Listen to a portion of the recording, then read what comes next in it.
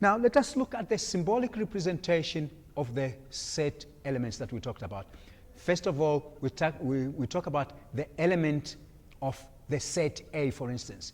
In other words, if we are saying that A belongs to the set A, that is how we symbolically represent that.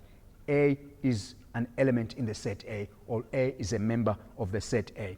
Then we also talked about subsets of a set, that is, the sets that are found within the bigger set. For instance, if A is a subset of the set B, that is how we symbolically represent it. For instance, if we had A as A and B as A, B, C, D, we can see that all the elements in the set A are found in the set B. Therefore, we can write it correctly that A is a subset of B. Now, the other statement that we spoke about is the union. In other words, what is the union, the symbol of the union? Now, that is the symbol that is usually used to represent union. Now, union means uniting. Is that okay? Means uniting. Now, I also made reference to the universal set, which is the set, which is the mother set of all the sets that are under discussion. Now, I'm going to now, from here on, talk about the other statements or the other elements that are under discussion. In fact, the use of the word element when you are talking about set theory is problematic because every other entity that you talk about as an element, then you are saying it belongs to a particular set. So let's talk about other concepts, probably that's a much better term. Let's talk about other concepts that belong to the set theory. Let's start with the union of a set. The union of a set is represented by that letter, and it means uniting the sets. In other words, if we had a set A, let us go back to our first set. There is our set A. If we had that set A, and we are asked to unite set A with set B, that means A union B, like that. That is how it will be, A union B, like that. Therefore, this means all the elements in A, which is A and B, put them together with all the elements in the set B. But we have in set B, we have A, B, C, and D, and this we have already written down. So A and B, therefore, will not be rewritten. We just continue with the other elements that have not been written, which is C and D. Therefore, the union of set A and B is A, B, C, and D.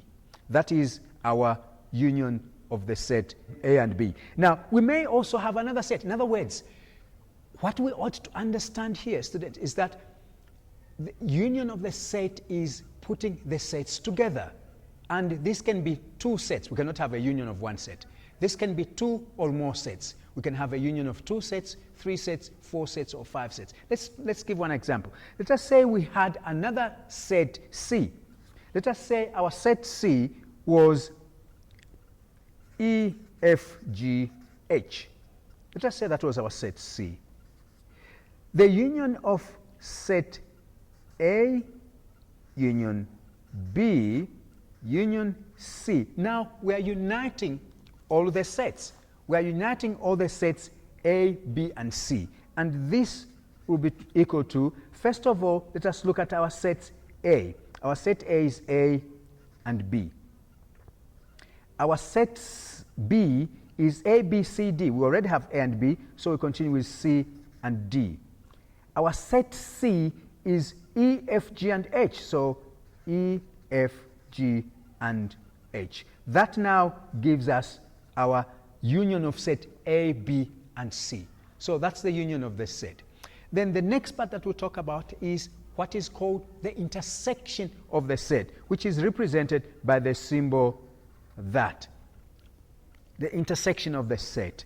Now, again, we cannot talk about an intersection of one set. The intersection of a set is the set, the elements that are found in both sets. So if we have elements in A that are also found in B, then these are said to be the intersection set. Let's take our good old example. A intersection B would be represented by the elements that are found in A and elements that are found in B. Now, if we go back to how our set looked like, our set A was A and B, our set B was A, B, C, and D. So the elements that are found in both sets are these elements there, which is A and B. So then the intersection of A and B is the set A, B.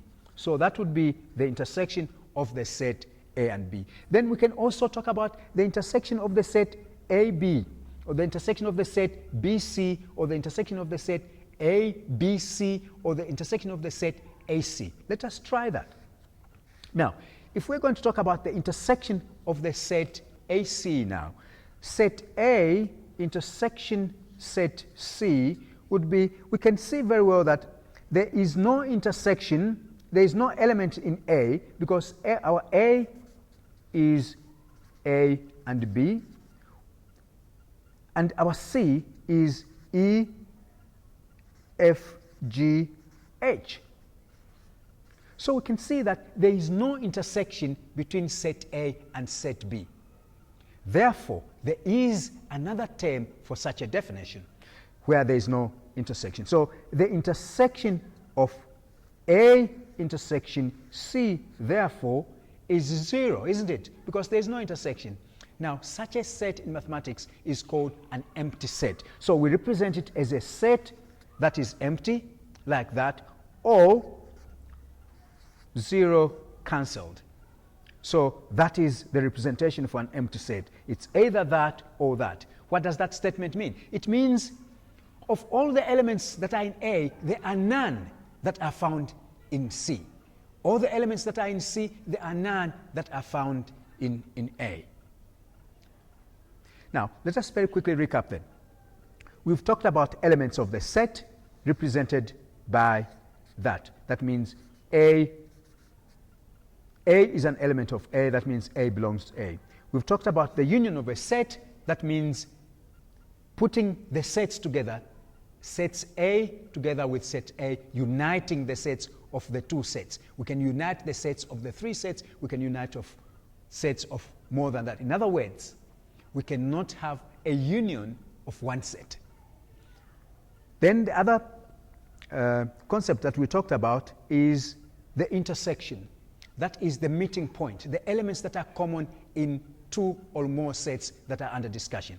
In our case, we talked about the set A and B, and the elements that were found in set A and B were A and B, because A and B were the elements in the set A, and they were also found in set B. Then we talked about the empty set. The empty set is a set that is not common in the two sets. In other words, we looked at the elements that are found in A and the elements that are found in B, and we saw that there are no common elements. In other words, there are no similar elements. For instance, if we had a set P which had elements 1, 2, and 3, and a set Q which had elements 1, 5, and 8. The intersection of these two sets, P intersection Q, would be 1, like that. That would be our intersection set, because we can see that 1 is found in both sets. But if we had another set, say T, which had elements 9 and 18, for instance, the intersection of P intersection, say, T, would be in set P, there is no 18 or 9. We can see P has 1, 2, and 3, and the set T has 9 and 18. So the intersection of set P and set T is, in actual fact, an empty set. So we talked about an empty set, which is a set that represents elements that are not common in both sets. Yeah, well, this forms the end part of this section of the set theory. We'll continue with set theory in the next segment.